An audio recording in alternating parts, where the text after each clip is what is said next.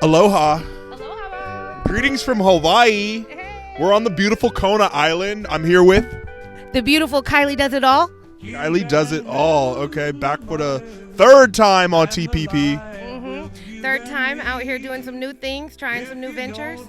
We just had us a surf lesson. We drank some coconut milk earlier, and we're gonna head to. Shaved ice galore. So we're gonna rent some bikes soon and head down to the pier. So this is Hawaii. We're in Kona Island. We only do this once. Just kidding, assholes. We're still in Burbank. We're out here celebrating Dine LA. A thickness protection program came through to check out one of the restaurants of Dine LA week. So we're out here today at Castaway. And this is the beautiful background that they have for their restaurant. You guys have to come out and check this out. It is amazing. It feels just like Oahu. I'm really excited to be here. Yeah, right here on this golf course. Well, first of all, real trap shit. A great member of the Palm Tree Vigil. The song is called Four in a Pop. It's shot by Scrim Jesus and edited by Mikey Rotten. Oh, he on the trap vibe. Okay. Follow my pop. Got that 1,000 band phony golf course. Well, first of all, condolences about your mom. I know, we relate to losing a parent and grief and whatnot. So I just want to say peace be with you and prayers to you in this difficult time. How's it been for you? And tell me some of the things you've been up to lately. So that's how I ended up here in LA this week. I'm on a kind of personal pilgrimage. I started doing stand-up comedy 2 years ago. For my 40th birthday party, I bought myself a stand-up comedy class, and my friends who are already celebrities in the Bay Area have been helping me get networked out there. If you want to catch me, I'm at Jerry Law 2 Raw in Hayward every other Thursday. Reading. I got a lot of venues in Reading, and I'm not going to waste our time going through them, but if you go to my social media, Kylie Does It All, you can see all the things I've been doing. So I smashed out to LA to tell these jokes because my mom had passed away, and I'm trying to find myself by getting lost. I love that. Trying to find myself by getting lost. Okay, for sure. So you've been doing stand-up for how long now? 2 years. Okay, 2 years. I've been telling a lot of the protectors, a lot of the ladies I've interviewed, well, a couple of the ladies I've interviewed, that they should really get into stand-up. As somebody who's done that since he was 14, I say, a lot of people in the industry are very funny, very great talkers with a lot of confidence and already a stage presence. So do you think more adult entertainers or former adult entertainers such as yourself should get into stand-up? I think definitely so. And the reason being is because I think that in that we live in an OnlyFans world, there's a false perspective that you're not really dealing with the undesirables, that you're not encountering a lot of trauma in these rooms or even at these video shoots. Some of the guys are just weird. So the stand-up comedy has given me an opportunity to take the trauma that I received from doing adult work and transmute that into something positive. So that's what my jokes are about, is about healing myself through the things I've gone through in the room. I do one joke about how you can't pick the clients, and I showed up and the guy was a toothless crackhead. And I don't think, when we live in the glamorous world of OnlyFans that we do, that's what we recognize real stomp down 10-toe girls are out here doing. So just trying to heal myself from that through jokes, and people are not used to hearing these types of things, so they love it. I'm the most popular comic where I live, and I did 50-50 here in LA. Half of the sets they loved me, half of the sets they didn't laugh, but I'm gonna keep working on it. What up, Palm Tree? It's your boy Chillin' Dylan, Jesus of SoundCloud, Black Tom Anderson, and your favorite rapper owes me money. All right, it brings me great pleasure to do this review for the Soul from Spade and, the rest of the For the Soul collective.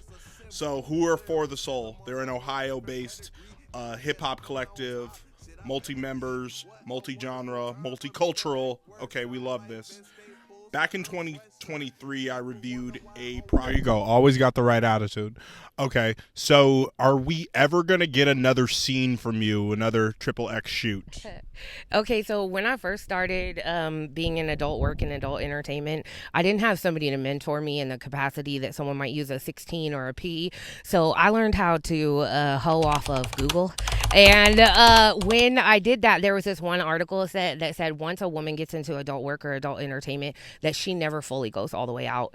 And so I can't say that I'm never going to, but I do hope that the opportunities that are developing now are greater than the opportunities that I had there. And I wonder if there's a relationship between the fact that I didn't really feel like I went as far as I could have in the industry and God protecting me, because my comedy career is going to be bigger, and in the end I'm probably going to have to delete my porn for the opportunities associated with my comedy. Right. I mean, I feel the same way in a sense. Like, I stepped away from this podcast and, of content creation a lot as a whole, especially interviewing, when my dad passed. This is just hard to like care about other people when you're really going through it, for you personally.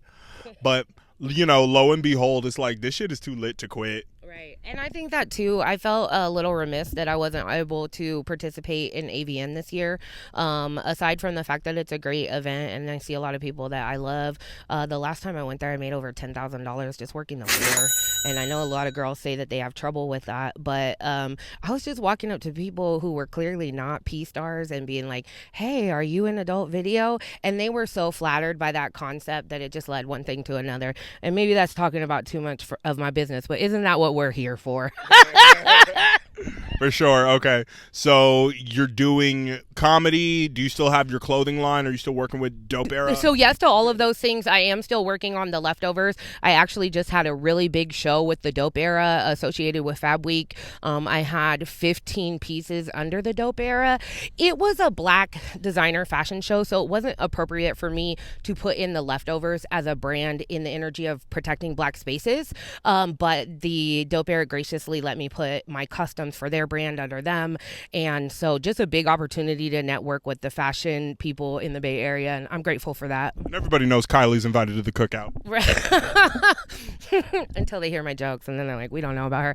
No, it's hella funny because, okay, so I try to keep my adult video life away from my friends. It's uncomfortable from them. They're a little more reserved than me. But the other day, my homegirl was like, yeah, so I was at work the other day and there was 4 guys crowded around and they kept being like, white chocolate, look at this white chocolate. And so the girls in the office was like, hey, we like video too, like let us see it. So then the girls of the office lean in to look, and my homegirl said, as soon as I saw you, I said, oh wow. And then she was like, the rest of the day the office is keying up about it, and as she's laughing they keep teasing her and being like, you're so green, you don't even know what's going on. And in the back of her mind she's like, you don't know what's going on, I really know this girl. And that's what it is. Like, unfortunately, when you get into adult entertainment, when you sign those releases for those videos, they own those videos. And so there's not a way, unless you negotiate with the other producer, that those can be taken down. So even though I've started, Kylie Does It All, and I'm focusing on my fashion, I still, 1, receive residual income from my videos, but 2, don't have the opportunity to take them down because of the other producers I've worked with and the fact that they own that imagery. Kylie, is there anything else you want to plug? Anything else? What else you got coming for the rest of 2025? For the rest of 2025, I'm going to focus on my jokes. I'm going to focus on my clothes. I did lose my mom in the beginning of the year, so the first month of the year was a very hard year, as we have been seeing on Instagram. But I'm hopeful for me that 2025 is going to be an amazing year. And I just want to say to any ladies that are out there watching, the recession's bad, economy's down for everybody. Coochie is a luxury, so people ain't buying it as much. And in this time, I hope that you test the other talents that you have, because if you have a desire to change your life or do something different the same way that I did, God is going to make a way for you. And I'm here today in LA telling these jokes and not sucking on folks. And hey, 2025, it's up. Thank you all so much for having me. You're welcome. Hey, thank you so much, Kylie. Peace, love, palm. We want thickness. Come to Castaway in Burbank. Plug.